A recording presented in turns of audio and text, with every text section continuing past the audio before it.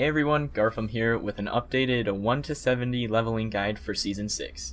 Today I'll be going through the entire process step by step, including some of the classic tricks that many of us know, and explaining different early and late game leveling strategies. Just a note, in case this was not obvious, these tricks are meant for those intending on leveling a fresh character on the night a new season starts. If this is not the case for you, then being power leveled by another player will always be the fastest way to hit level 70. Also, keep in mind the footage will be mostly a solo play, but these strategies have been tested in 4-player groups. With that out of the way, let's begin.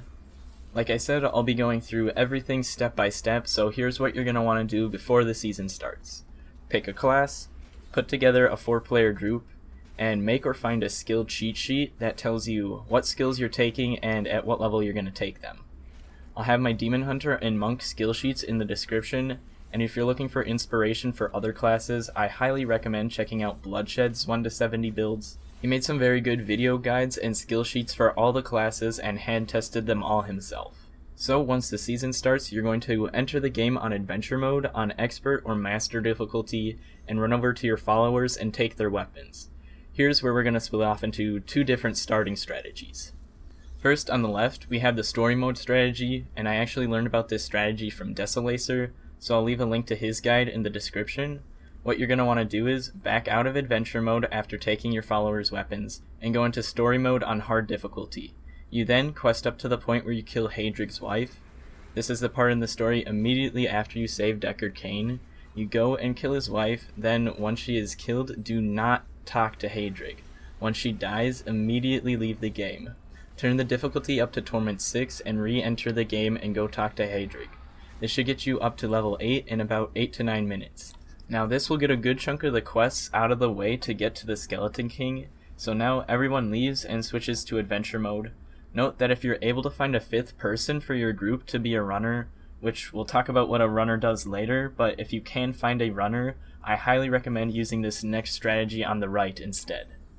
So on the right we have the Bounty Boss strategy. After entering the game on Expert or Master and taking your followers' weapons, you want to look for Zoltankuhl or Magda Boss Bounty. Note, if you're in a 4-player group, all 4 players should make their own game to increase the chances that these bounties spawn, and you want Zoltankuhl over Magda if groups find both, since Zoltankuhl is closer to the waypoint. When killing the boss, focus down their adds and make sure everyone stands close to the boss, because once you kill the adds, you will level up, causing an explosion of damage. This explosion of damage will nuke down the boss very quickly, allowing you to hit level 4 within 60 seconds of starting the season. Also, make sure to open the Diabolic Horde chest that spawns after killing the boss.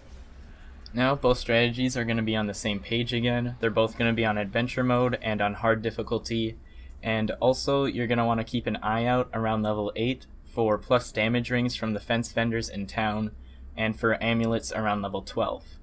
Now, both strategies will start farming Halls of Agony level 3. You can also farm levels 2 and 1 if needed, until you're around level 12. Once you're around level 12, you'll want to either finish the bounties in Act 2 that you started by killing the boss bounty, or do the bounties in the bonus act if you started with the Story Mode strategy. This is to try and find the Cains or Borns set plans so you can craft them at level 23 for the bonus XP the sets offer. Keep in mind, you do not need to be level 23 to find the set plans, so you can turn in the bounties as soon as you finish them. Once you hand in your bounties, both groups will keep farming on Adventure Mode until around level 21. Once at 21, we split off into two different strategies again. If you chose to do the Story Mode strategy, the group will send one person to go back into Story Mode and run to the Skeleton King. The other 3 members will continue farming on Adventure Mode.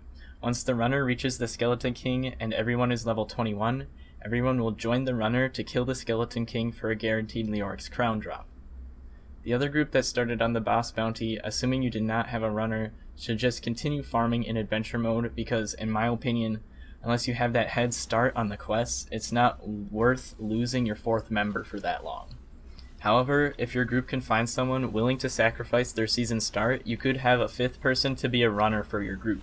So what the runner will do is, while the 4-person group continues to level on Adventure Mode, the runner will go into Story Mode and do all the quests up until killing the Skeleton King.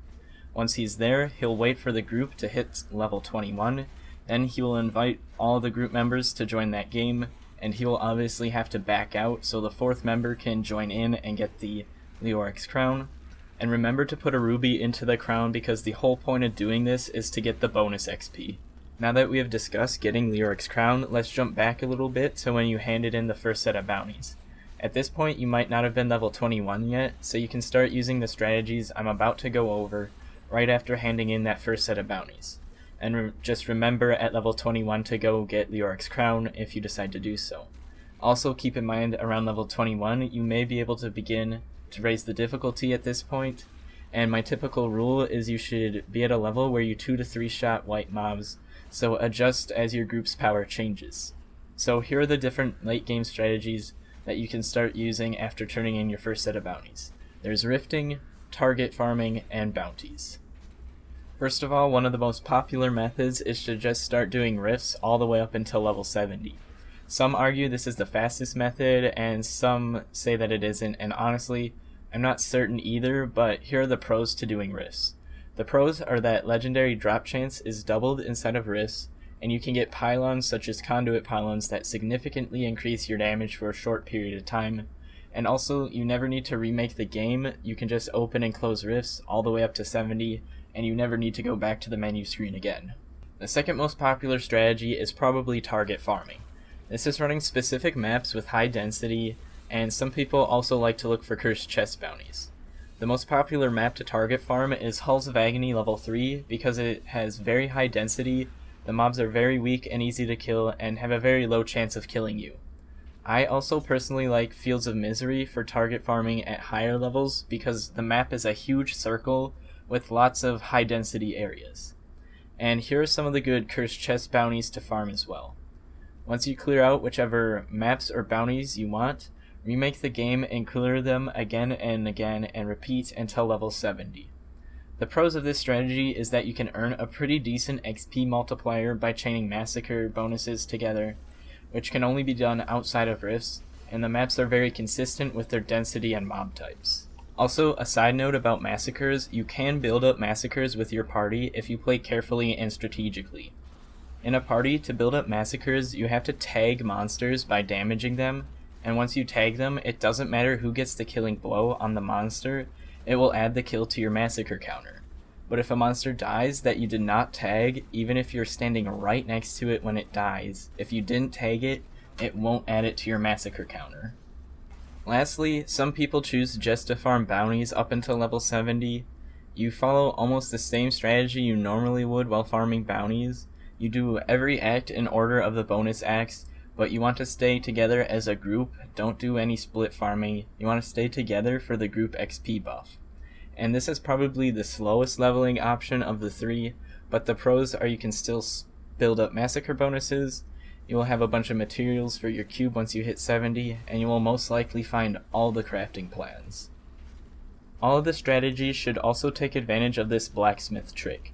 At level 42, level your blacksmith up all the way to level 10, and craft a level 60 weapon. Look for a weapon with reduced level requirement or a weapon that rolled with a secondary crowd control on it. And if you find one with CC, take the weapon to the mystic and roll the secondary that is not the crowd control and try to find reduced level requirement. You can attempt this again at level 61 once you've found some death's breaths, upgrade your blacksmith all the way, and craft some level 70 weapons and look for reduced level requirement again. And if you're successful at finding a weapon with reduced level requirement on it, remember to bump the difficulty up a couple notches to get more XP and slowly start to lower it as things become slower and slower to keep yourself going at a comfortable pace. Now, whichever strategy you decide to use, worst case scenario, you'll be hitting level 70 in about 5 hours, and best case scenario, people have been able to hit level 70 in about 2 hours and 10 minutes by doing the strategy where you do rifts after reaching level 20. I think that's about all the tricks and strategies I'm aware of for leveling up. Feel free to share how you plan to level up on season launch night in the comments. If you enjoyed the video, I'd really appreciate a like, and if you want to see more videos, make sure to subscribe. Thanks for watching, good luck in season 6, and have an awesome day.